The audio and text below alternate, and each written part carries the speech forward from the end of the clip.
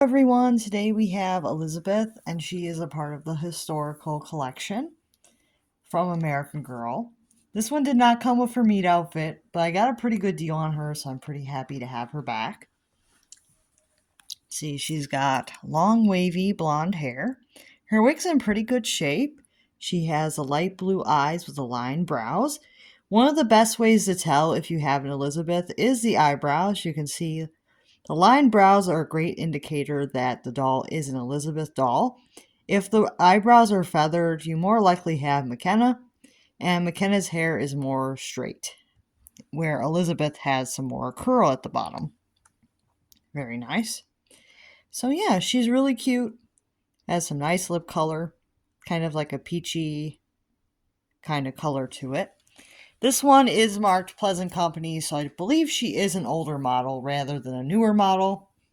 It is small letters, but it is Pleasant Company, so that means it's likely not the newest face sculpt that the doll could have had. I think the newest Elizabeths do have the American Girl neck stamp, but this one has the Pleasant Company. She is not made out of Pleasant Company vinyl, despite the fact that she is marked Pleasant Company.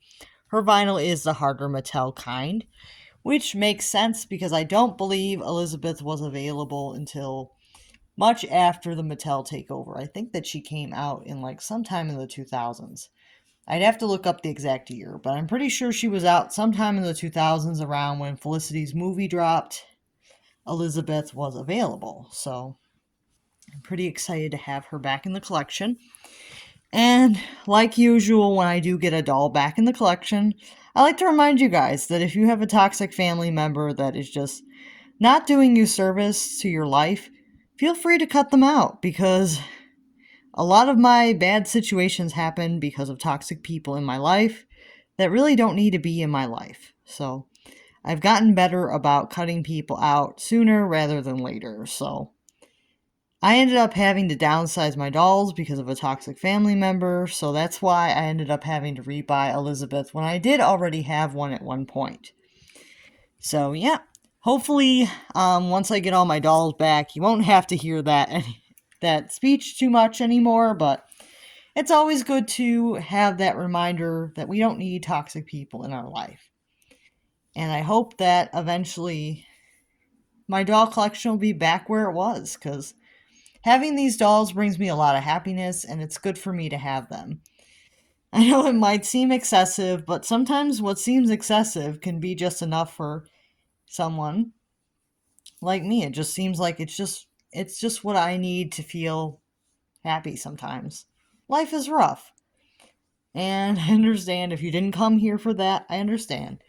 But I really do like having this doll back in my collection. You can see she has her nice, um, has this nice blue top with some button here, and then she has her skirt on. So, yeah, it's a nice plaid skirt. This is a one-piece outfit, but it's a pretty cute little dress that she has on. And I'm pretty happy to have her back. You can see her eyes open and close pretty good, and I'm pretty happy to have her back. I will mention that doll hospital prices have gone up. I believe it is $70 now for eyes. I think $80 for a head, and I think it's like $100 for a brand new doll. So it's gone up quite a bit. So I was really happy to get a doll with nice hair, because then I don't have to deal with the doll hospital or have to try to do my best to fix it up more than usual. It's got a slight bit of dryness, but it's not as bad as the wig that my other doll had. So this is a nice improvement on what I used to have. So I'm pretty happy with her. Let me know what you guys think, and I'll see you guys real soon. Make sure to like and subscribe.